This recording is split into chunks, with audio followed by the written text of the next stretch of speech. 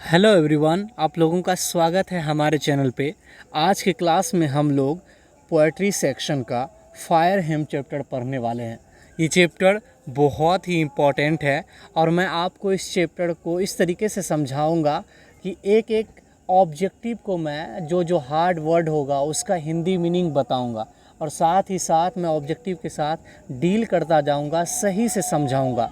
इस वीडियो को देखने के बाद आपको ऑब्जेक्टिव याद करने की कोई ज़रूरत नहीं होगी, बल्कि आपको वीडियो देखने के बाद संपूर्ण ऑब्जेक्टिव याद हो जाएगा।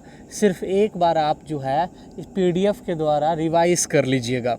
तो चलिए, देरी और समझाने की गारंटी मेरी है और देरी ना करते हुए करते हैं क्लास को स्टार्ट। आप पेन और पेपर लेकर के तैयार हो जाइए और हार्ड वर्ड मीनिंग को लिखते जाइएगा। तो चलिए, आपके स्क्रीन पे देख सकते हैं पहला क्वेश्चन है। मैं थोड़ा सा इसको साइज छोटा कर लेता हूँ। आपके स्क्रीन पे देख सकते हैं पहला क्वेश्चन है, मैं पढ़ता हूँ। कहता, who has composed the poem fire hymn. इस क्वेश्चन का मतलब पहले समझेंगे। इस क्वेश्चन में कहो क्या रहा है। हु मतलब होता है कौन, हु मतलब होता है कौन। हैज़ कंपोज्ड, कंपोज्ड मतलब होता है लिखा है, मतलब किसने लिखा है। द पोएम, कौन सा पोएम, फायर हेम। मतलब फायर हेम, ये जो कविता आप पढ़ रहे हैं, इसके लेखक का नाम क्या है। तो याद रखिएगा, इसके लेखक का नाम है के.की.एन. दारूवाला। के.की.एन. दारूवाला। आप इसका आंसर मिला सकते हैं, देख सकते हैं इसका आंसर ऑप्शन ए बिल्कुल सही जवाब है। देखिए, थोड़ा सा पेन का नीब जो है ना मेरा ख़राब हो गया है। न्यू पेन जल्दी आ जाएगा, मैं सही तरीके से फिर और लिखने की कोशिश करूँगा। चलिए, क्वेश्चन नंबर 2 की तरफ हम लोग बढ़ते हैं। आपके स्क्रीन पे है क्वेश्चन नंबर 2, चलिए पढ़ते हैं। कहता है, द स्पीकर इन फायर हेम। मतलब स्पीकर मतलब उसी को बोलते हैं पोएट, यानी कवि, राइटर भी बोलते हैं, स्पीकर भी बोलते हैं। ये फायर हेम में जो है belongs to dash religion. Religion मतलब होता है धर्म। मतलब ये कह रहे हैं कि जो स्पीकर है फायर हेम में, के.की.एन. दारूवाला, ये किस मतलब जो है रिलीजन से हैं। इंडियन से हैं, अफ्रीकन से हैं। तो याद रखिएगा, ज़ोरेस्ट्रियन धर्म से हैं ये। ज़ोरेस्ट्रियन, इसको सही से पढ़ लीजिएगा। ज़ोरेस्ट्रियन, इसको हिंदी में बोला जाता है पारसी। ये पारसी धर्म से ये लोग है ना, आग की पूजा करते हैं, ठीक है ना। और अब मरने के बाद है ना, तो ये जो है क्या करते हैं, आग के हवाले डेड बॉडी को नहीं करते हैं, टावर ऑफ साइलेंस पे लेकर के जाते हैं। जबकि हिंदूज़ में जो है आग के हवाले किया जाता है। तो याद रखिएगा कि के.की.एन. दारूवाला का जो रिलीजन है वो है ज़ोरेस्ट्रियन। ओके जी, ऑप्शन सी आप देख सकते हैं, मिला सकते हैं, ऑप्शन सी बिल्कुल सही जवाब है। अब क्वेश्चन नंबर 3 की तरफ हम लोग बढ़ेंगे। क्वेश्चन नंबर 3 आप अपनी स्क्रीन पे देख सकते हैं। कहता है, Keki N. Daruwalla was born in. अब यहाँ पे समझिएगा कि पूछ रहा के.की.एन. दारूवाला, वॉज मतलब होता है था, बॉर्न मतलब होता है जन्म। मतलब के.की.एन. दारूवाला का जो है जन्म कब हुआ था। तो याद रखिएगा, के.की.एन. दारूवाला का जन्म 1937 में हुआ था।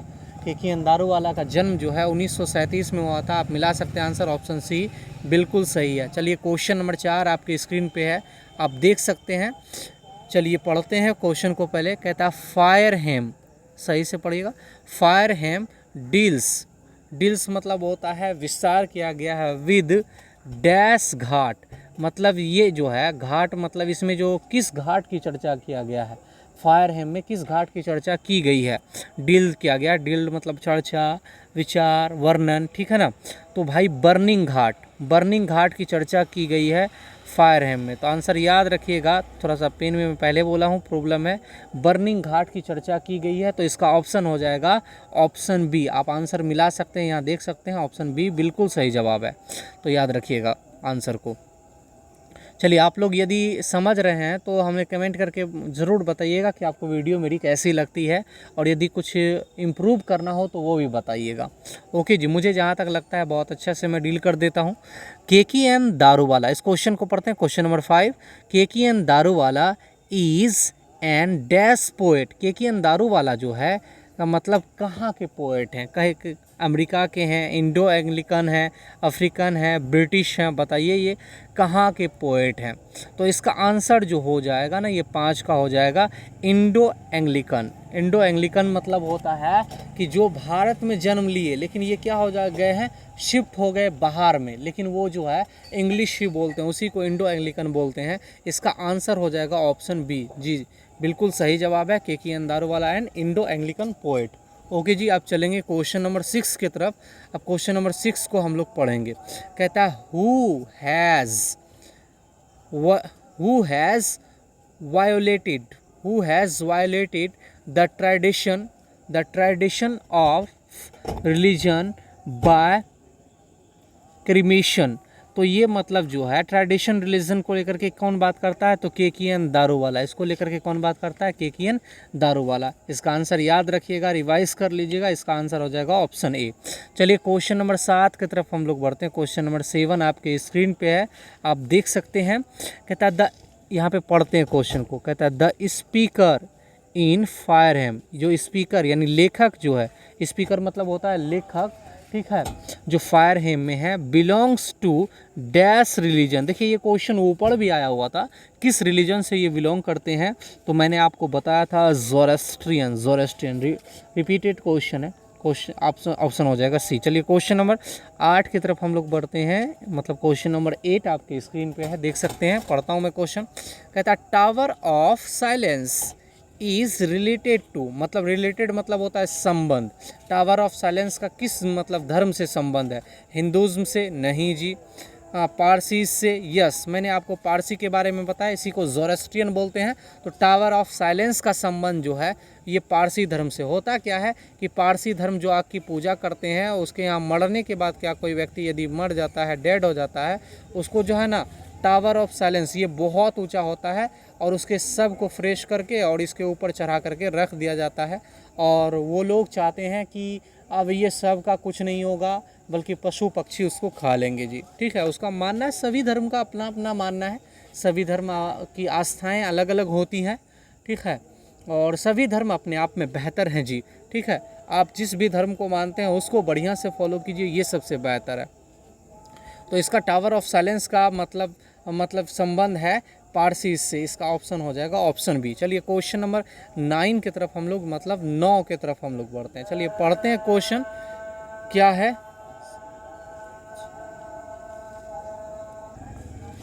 तो क्वेश्चन नंबर 9 को पढ़ते हैं। कहता है द नियरेस्ट मतलब होता है नज़दीक, यहाँ पे लिख देता हूँ नज़दीक, थोड़ा सा पेन नज़दीक। ओके जी, नियरेस्ट मतलब टावर ऑफ साइलेंस। ये जो टावर ऑफ साइलेंस जहाँ की ज़ोरास्ट्रियन लोग अपने शव को रख देते हैं, अकॉर्डिंग मतलब होता है के अनुसार, याद रखिएगा, के अनुसार, ठीक है। तो किसके अनुसार? The poem fire hymn was dash away. मतलब यहाँ पे समझने वाली बात है कि ये टावर ऑफ साइलेंस जो है कितना दूरी पर है। तो याद रखिएगा 1000 मील्स, 1000 मील के दूरी पर ये है जी। टावर ऑफ साइलेंस जो है ये 1000 किलोमीटर 1000 मील्स के दूरी पर है। तो ऑप्शन याद रखिएगा कि टावर ऑफ साइलेंस जब पूछेगा डैश अवे मतलब दूरी कितना दूरी पर है, तो ये जो है 1000 मील्स के दूरी पर। इसका ऑप्शन हो जाएगा ऑप्शन ए, बिल्कुल सही जवाब है। अब चलिए क्वेश्चन नंबर 10 की तरफ हम लोग बढ़ते हैं। तो क्वेश्चन नंबर 10 आपके स्क्रीन पे, इसको पढ़ते हैं। कहता है द स्पीकर मतलब होता है पोएट, कवि। इन द पोएम, इस कविता में जो है फायरहैम स्वेर्स मतलब होता है कसम खाना, वे कसम खाते हैं। स्वेर्स मतलब होता है कसम खाते हैं। तो वे कसम खाते हैं, कितनी बार वो कसम खाते हैं? तो याद रखिएगा कि कवि जो है 2 बार कसम खाते हैं, मतलब आग को लेकर के, आग की सुरक्षा को लेकर के 2 बार वो कसम खाते हैं। ओके ना जी, तो इसका आंसर हो जाएगा ऑप्शन बी। चलिए क्वेश्चन नंबर 11 आपके स्क्रीन पे है, देख सकते हैं। कहता है the theme of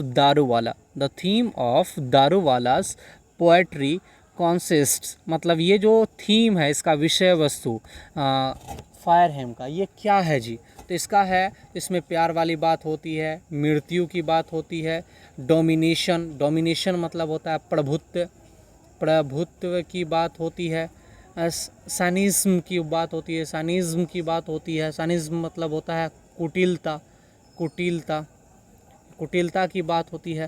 plight of human society, plight मतलब होता है जी, याद रखिएगा कि यहाँ पे प्लाइट ऑफ ह्यूमन सोसाइटी इसको बोला जाता है। एक मिनट थोड़ा, तो यहाँ पे हो जाता प्लाइट का मतलब होता है वचन। तो वचन प्लाइट मतलब हो जाता है वचन। किसका वचन? ह्यूमन सोसाइटी का जो वचन होता है, वायलेंस को लेकर के बात होती है। इसका आंसर हो जाएगा ऑप्शन डी। मतलब थीम पूछेगा तो लव, डेट, डोमिनेशन, ये सभी कुछ में कुछ भी आपको ऑप्शन में दिखे तो आप ऑप्शन क्लिक कर सकते हैं, टिक कर सकते हैं। इसका आंसर हो जाएगा ऑप्शन डी। चलिए क्वेश्चन नंबर आप 12 आप अपनी स्क्रीन पे देख सकते हैं। इसको मैं हटा देता हूँ साइड थोड़ा। कहता है दारू वाला was not only poet but also a dash. मतलब कहता है दारू वाला वॉज मतलब थे, नॉट मतलब नहीं, सिर्फ नहीं थे, ओनली अ पोएट सिर्फ कवि नहीं थे, लेकिन इसके अलावा आल्सो मतलब इसके अलावा और क्या थे? तो भाई सिविल सर्वेंट, मतलब वे सिविल सर्वेंट भी थे। और दूसरी बात शॉर्ट स्टोरी राइटर भी थे, मतलब सिविल सर्वेंट भी थे और शॉर्ट स्टोरी राइटर भी थे। तो इसका आंसर हो जाएगा ऑप्शन डी, मतलब ये आईपीएस भी रह चुके थे। इसका आंसर हो जाएगा ऑप्शन डी। चलिए क्वेश्चन नंबर 13 आप अपने स्क्रीन पे देख सकते हैं कि क्वेश्चन नंबर 13 क्या है। कहता है Keki N Daruwalla consigned his first new born flames. सही से पढ़िएगा, केकेएन दारूवाला कॉन्सिस्ट मतलब होता है हवाले कर देना, भेंट कर देना, किसी चढ़ा देना, ठीक है ना। कॉन्सिस्ट मतलब होता है हवाले कर देना।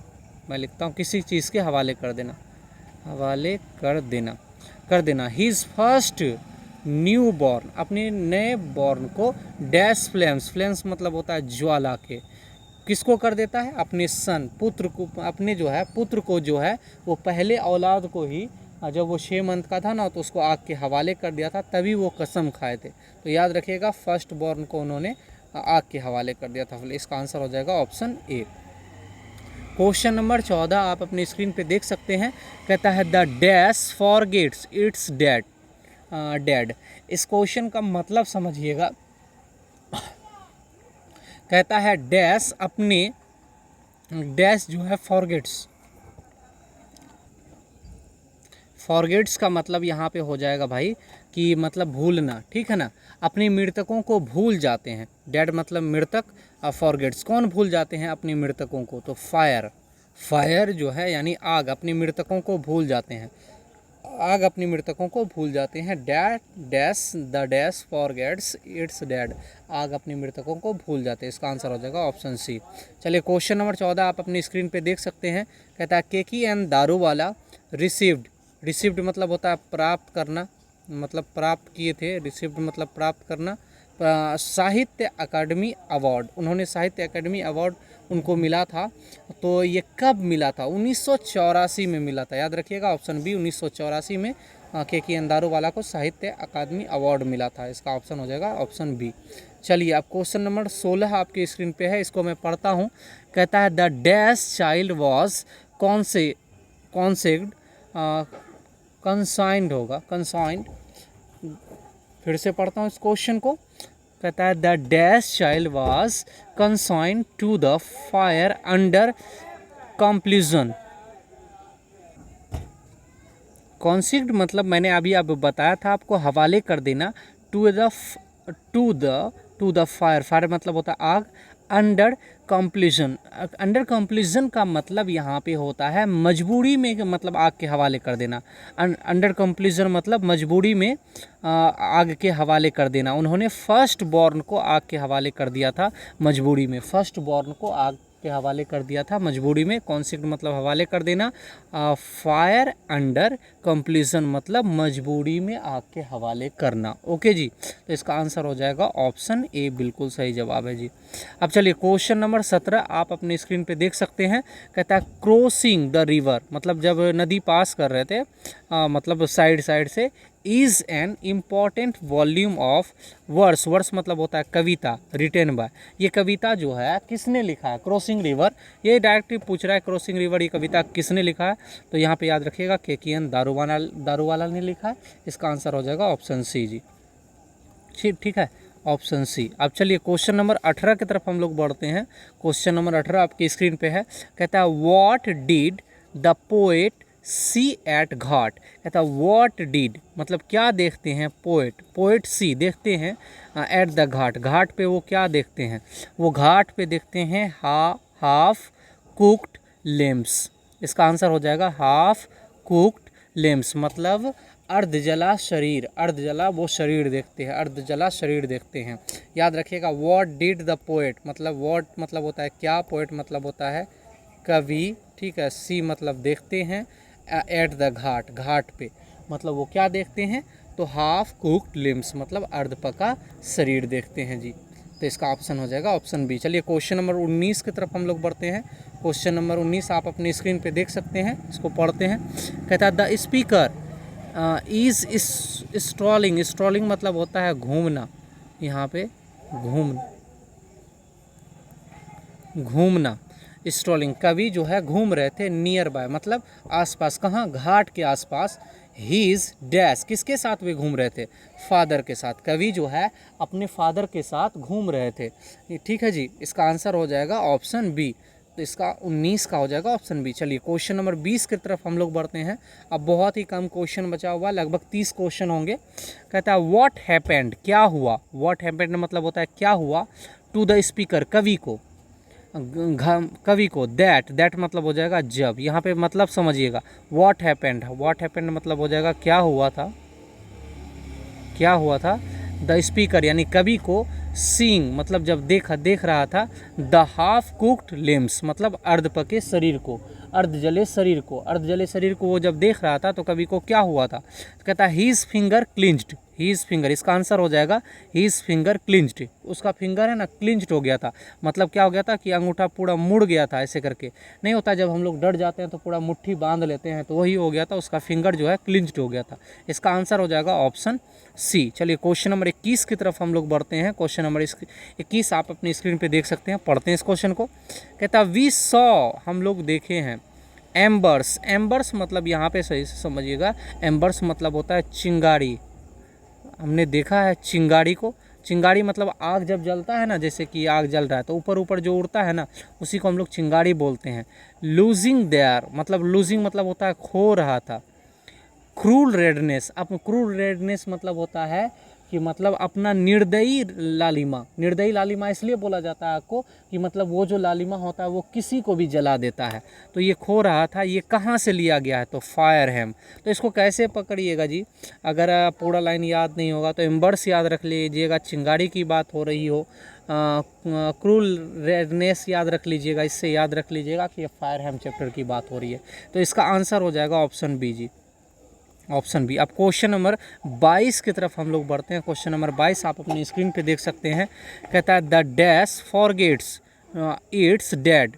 डैश भूल जाते हैं उसके मृत्यु को। डेड मतलब होता है मृत्यु। देखिए पेन में बहुत दिक्कत है, इसी वजह से थोड़ा प्रॉब्लम भी हो रही है। बिकॉज क्योंकि, समटाइम्स कभी कभी जो है, इट लिव्स वे छोड़ देते हैं, डेड बॉडी हाफ बर्न मतलब वो जो है भूल जाते हैं, कौन, मनुष्य भूल जाते हैं उसके डेड मतलब डेड बॉडी, डेड को लेकर के, क्योंकि वो कभी कभी जो है ना आग जो है खुद को शरीर को सही से नहीं जला पाते हैं जी। तो इसका आंसर हो जाएगा ऑप्शन ए। तो बिल्कुल सही जवाब है। अब क्वेश्चन नंबर 23 की तरफ हम लोग बढ़ते हैं। क्वेश्चन नंबर 23 आप अपनी स्क्रीन पे देख सकते हैं। कहता है the poet is dash see the cruel act of fire. अब यहाँ पे समझिएगा पोएट हैं मतलब कवि हैं, डैश सी मतलब देखते हैं, क्रूल एक्ट का मतलब यहाँ पे आपका हो जाएगा जी, क्रूल एक्ट का मतलब होता है, क्रूल मतलब होता है निर्दयी, और एक्ट मतलब होता है नृत्य करना। निर्दयी नृत्य जो करता है, एक्ट करता है, कला करता है, कौन करता है जी, निर्दयी। लालिमा जो ये आग की है वो क्या करता है, मतलब कवि को हॉरिफाइड करता है जी। इसका आंसर हो जाएगा हॉरिफाइड। थोड़ा सा सॉरी कि मतलब मैं थोड़ा सा रुक गया था, वॉइस को लेकर के प्रॉब्लम हो रही थी, तो ये हो जाएगा हॉरिफाइड मतलब हो जाता है भाई कि यहाँ पे उसको जो है कि प्रॉब्लम ये हो रहा था, भयभीत, कवि को भयभीत कर रहा था, भयभीत। यहाँ पे लिख देता हूँ मैं, भयभीत, तो नींद भी आ रही है, भयभीत। याद रखिएगा कि कवि को जो वो क्या कर देता है, मतलब भयभीत कर देता है, उसका क्रूल एक्ट। क्योंकि आग जो है ना, जब किसी को जलाता है ना तो उसको पूरा डरा देता है, तो वही कवि को जो है हॉरिफाइड कर देता है। हॉरिफाइड या मतलब भयभीत कर देता है। इसका आंसर हो जाएगा ऑप्शन सी। चलिए क्वेश्चन नंबर 24 की तरफ हम लोग बढ़ते हैं।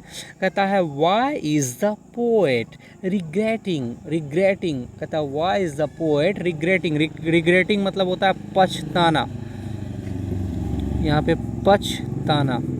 तो मतलब कवि क्यों पछता रहे हैं, वाई मतलब होता है क्यों, कवि क्यों पछता रहे हैं। अब यहाँ पे इसका आंसर हो जाएगा because he had consigned his first born to flame, क्योंकि उन्होंने अपने पहले औलाद को आग के हवाले किया था। इसका आंसर हो जाएगा ऑप्शन बी। आप ऑप्शन मिला सकते हो, ऑप्शन बी बिल्कुल सही जवाब है। क्वेश्चन नंबर 25 आप स्क्रीन पे देख सकते हैं। कहता है what is an inhuman act before the speaker. मतलब यहाँ पे कहता है कि क्या है inhuman, inhuman act. Inhuman act मतलब होता है अमानवीय कृत्य। अमानवीय कृत्य मतलब होता है कि जो मतलब जो मनुष्य को लेकर के सही काम नहीं कर रहा है। बिफोर द स्पीकर, तो इसका आंसर हो जाएगा भाई साहब to the burning ghat, to burn dead only, to worship fire. तो इसका आंसर हो जाएगा टू बर्न डेड ओनली, क्योंकि वे जलाते हैं सभी को, वे क्या करते हैं, सभी को जलाते हैं। तो इसका आंसर हो जाएगा ऑप्शन बी। अब कहता है कि क्वेश्चन नंबर 26 आप अपनी स्क्रीन पे देख सकते हैं।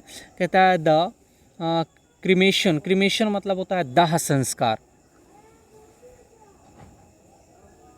दाह संस्कार। याद रखिएगा क्रिमेशन मतलब होता है दाह संस्कार। डेड बॉडीज़ मतलब मृत शरीर को जो है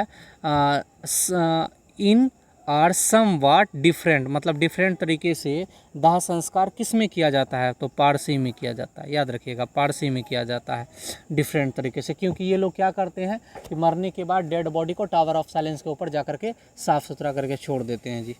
ठीक है, इसका आंसर हो जाएगा ऑप्शन ए। चलिए क्वेश्चन नंबर 27 आप अपनी स्क्रीन पे देख सकते हैं। कहता है हु इज़ फ्राइटेंडेंट एट बर्निंग घाट। फ्राइटेंडेंट मतलब होता है, सही से याद रखिएगा कि डरा हुआ, डरा हुआ, डरा हुआ।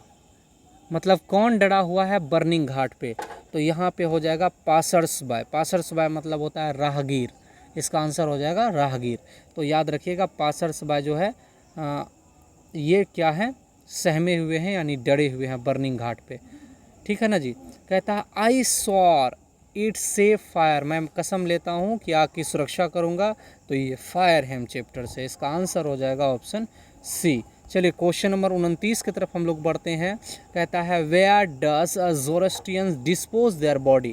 कहता है वेयर, वेयर मतलब होता है कहाँ, डिस्पोज, डज ज़ोरोस्ट्रियन, ज़ोरोस्ट्रियन मतलब होता है पारसी, डिस्पोज करते हैं मतलब अपने सब को क्या करते हैं जी, निपटारा करते हैं यानी ख़त्म कर देते हैं।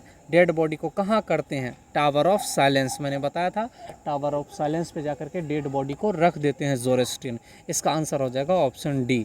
बहुत इंपॉर्टेंट क्वेश्चन है ये, याद रखिएगा जी, इसको याद ज़रूर करिएगा। अब चलिए क्वेश्चन नंबर 30 और ये लास्ट क्वेश्चन होगा आपके क्लास का और इस चैप्टर का लास्ट क्वेश्चन है, इसको रिवाइज कर लीजिएगा। कहता है where is the ghat located. Ghat कहाँ लोकेटेड है, वेयर मतलब होता है कहाँ और लोकेटेड मतलब अवस्थित, कहाँ अवस्थित है भाई, तो नियर बाय अ रिवर, नदी के किनारे, नदी के किनारे जो है ये बर्निंग घाट है जी। तो इसका आंसर हो जाएगा ऑप्शन ए। उम्मीद है कि आप जो है आपका पूरा लेक्चर ख़त्म हुआ, बधाई हो। और यदि वीडियो आपको थोड़ा सा भी अच्छी लग रही हो, हेल्प हो रही हो, तो आप हमारे वीडियो को लाइक और चैनल को सब्सक्राइब ज़रूर करिएगा। यदि कहीं पे कुछ प्रॉब्लम हो तो आप हमें कमेंट करके ज़रूर बताइएगा। मिलते हैं अगले वीडियो में, तब तक के लिए आप अपना ख्याल रखिए। Take care, bye bye.